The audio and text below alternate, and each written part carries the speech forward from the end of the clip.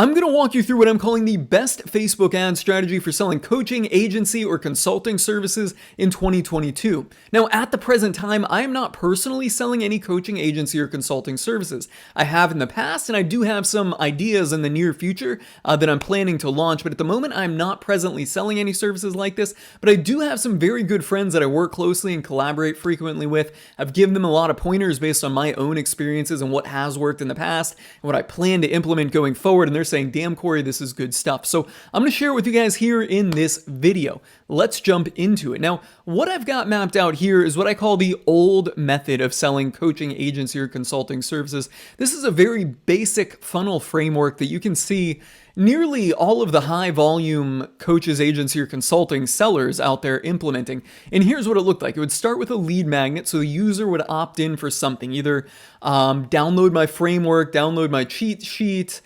download a funnel template in ClickFunnels. I've personally used that one before. Anyways, download something. We just want your name and email address. You're going to get some information.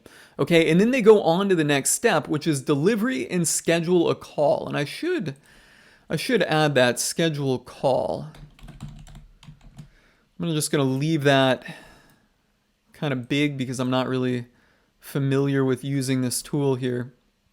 But schedule a call. So they opt into the lead magnet, then they usually will get the lead magnet. Either they can download the cheat sheet or they can watch the video or both. And then on that same page frequently, now's the time to schedule a call, right?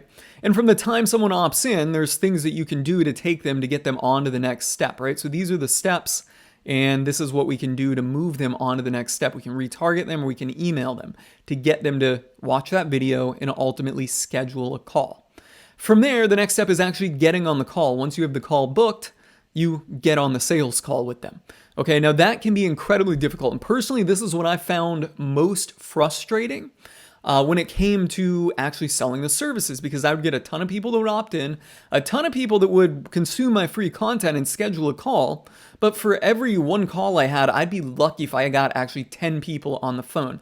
So in between these, you have to call, email, harass, annoy, right? Just basically all of the nurturing methods. I would go text. I tried all kinds of different systems here, from calling, texting, automated things, but ultimately I was very, very weak at getting people into the sales call. We'll talk about why and we'll talk about the problem. And this is not exclusive to myself. Many other people out there report that same issue. They get tons of calls scheduled, but nobody shows up for the calls. It's very frustrating. Maybe you're in that same boat. And then finally, from the sales call, you got to do a contract, right? Now a lot of people will try to combine that contract in with that sales call, but otherwise you have to do some type of follow-up, and I just copy the same thing: email, call, harass, annoy, get a contract, okay? And this is what I'm calling the old method. Now, let's just address some of the problems with this here. All right. And I'm not sure if I'm going to list these out or not, but we're talking about the problems at this point here of the old method. The big problem that I would see is initially up front on the lead magnet side of things. A lot of people will opt in for the lead magnet, but they're not serious. They're just funnel hackers, right? So funnel hackers are fundamentally a problem. That's probably the biggest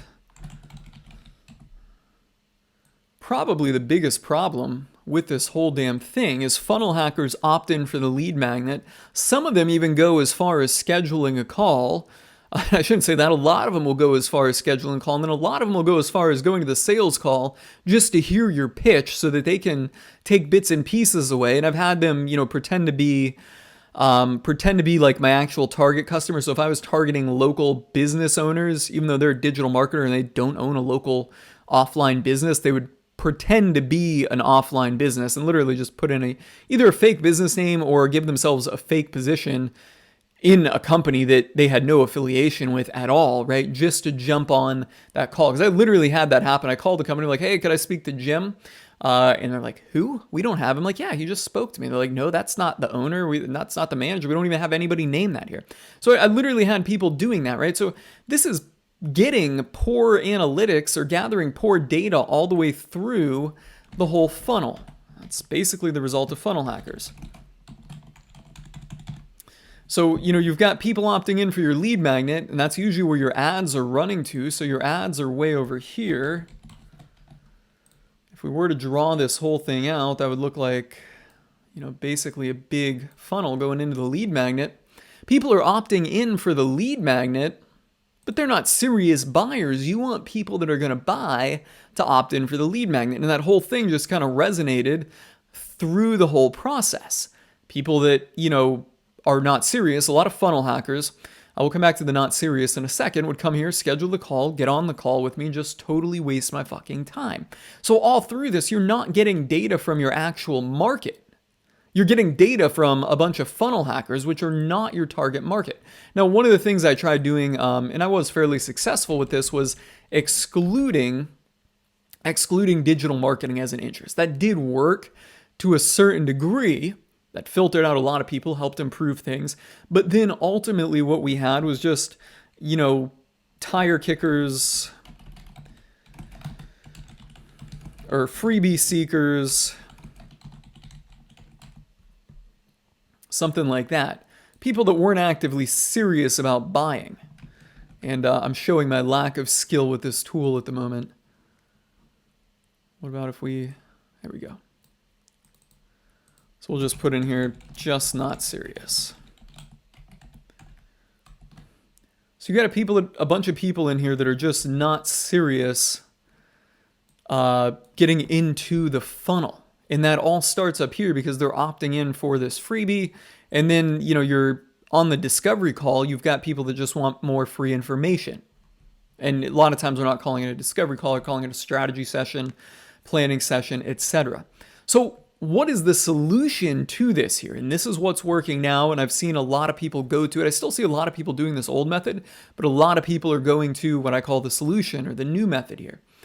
And if I can scroll my way down without boinking this whole graph, we'll just go new. It'll make this color, oops, don't want to do that. We'll make this color like a green or something. It's not too visible. That's a little bit more visible. All right.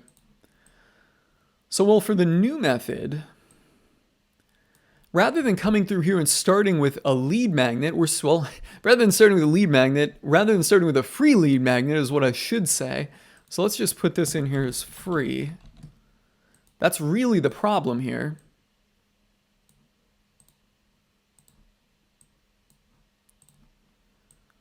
All right, so rather than starting with a free lead magnet, we're going to start with something paid. So that way we're not going to get the funnel hackers in here because they're not going to pay for it. We're not going to get the unserious people in here because they're not going to pay something up front. Let me just drag this down here.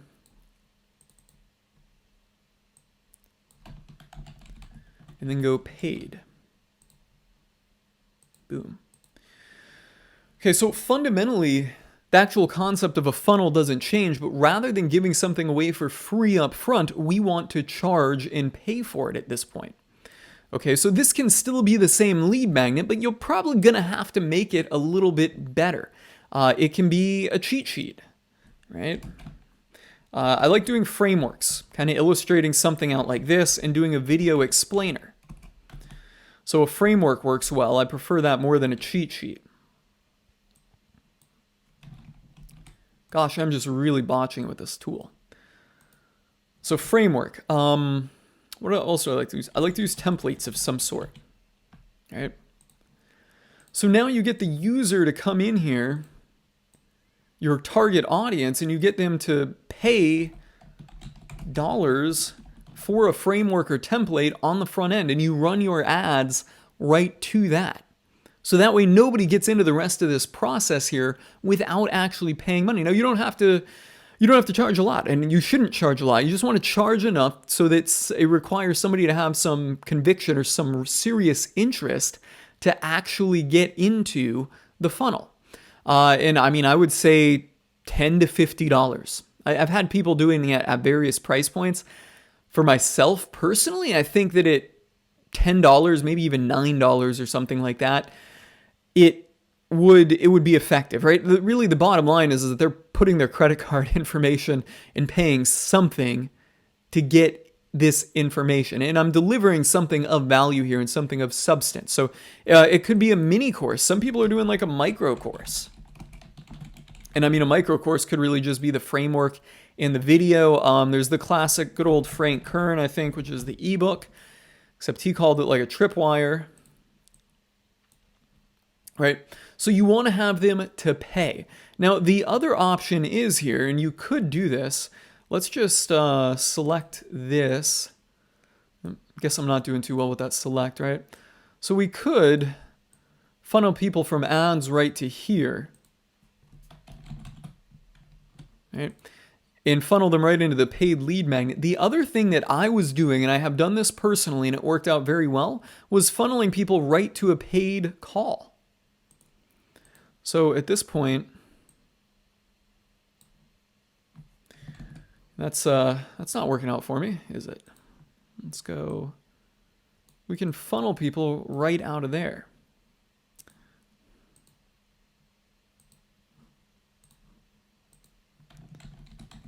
Boom.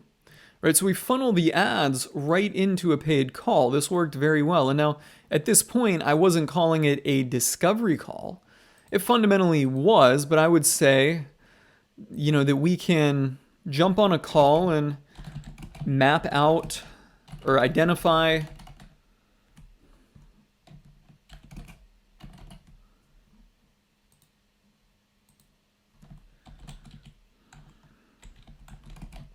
your 3 biggest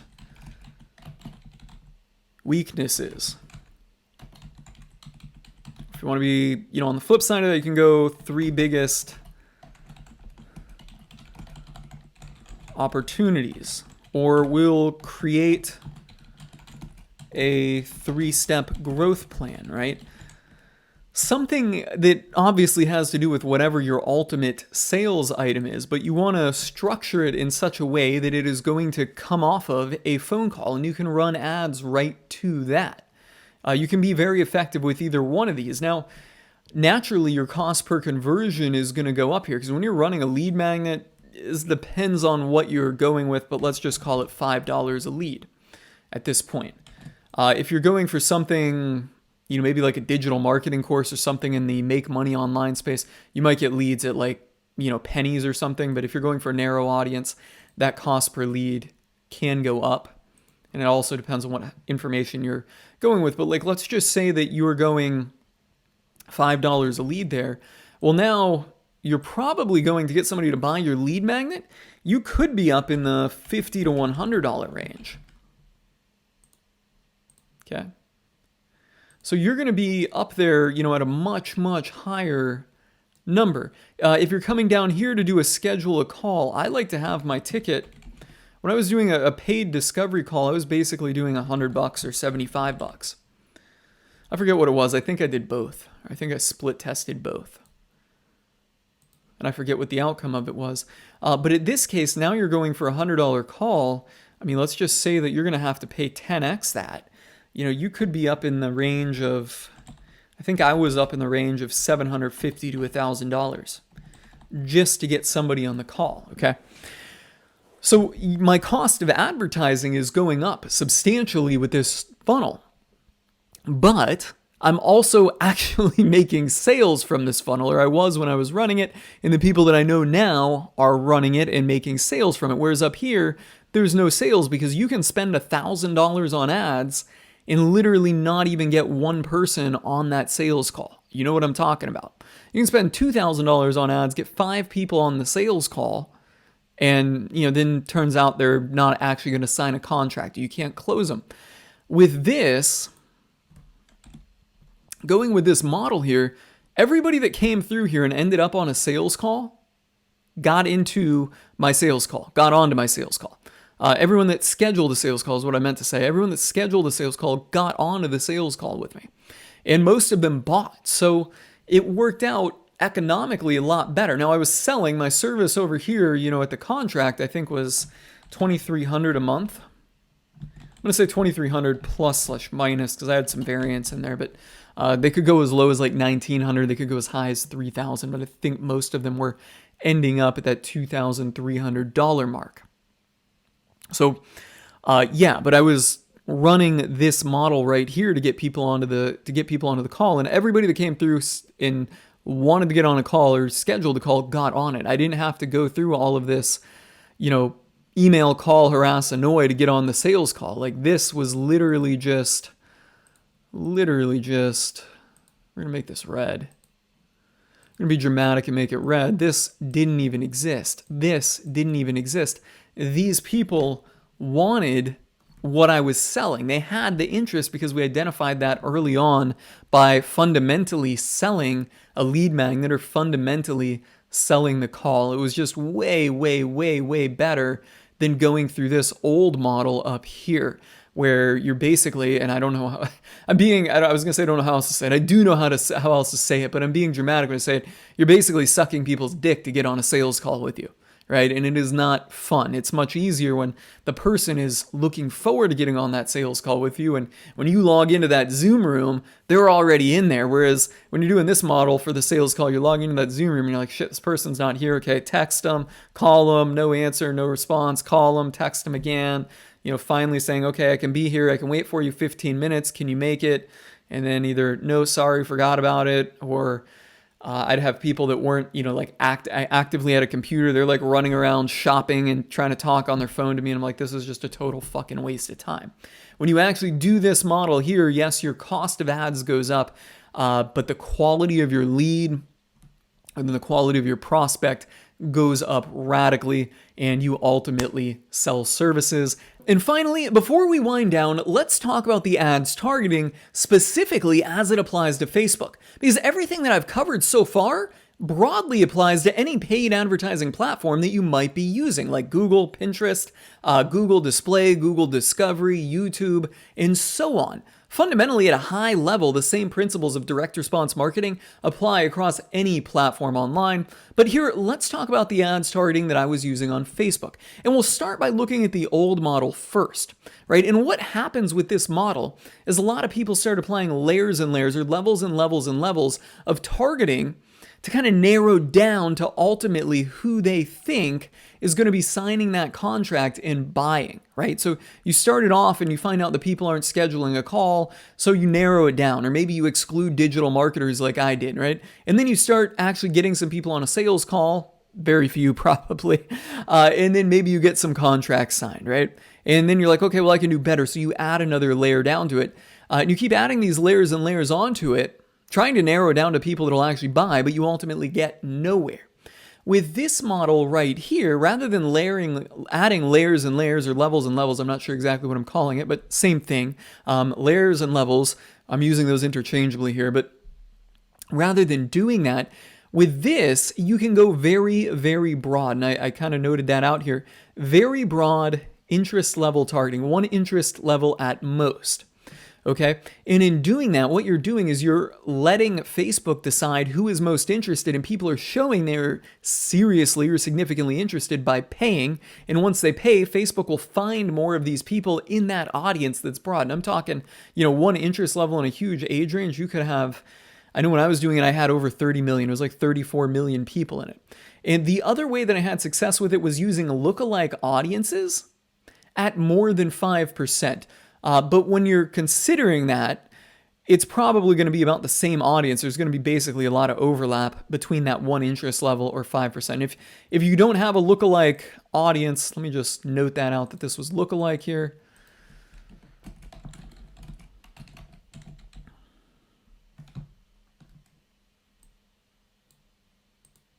There we go. I'm getting better with this tool. But if you don't have a lookalike audience and there's not really a interest that applies, I would just go with no targeting, literally. And you're going to spend more money up front, admittedly, right? Like, you are going to spend more money up front getting it. But once Facebook gets a few of those conversions in there and that flywheel starts building, you're going to do very, very, very, very well with broad targeting. And this applies across all kinds of services and platforms, not just coaching, agency, and consulting services, but also selling like an e-com product, right?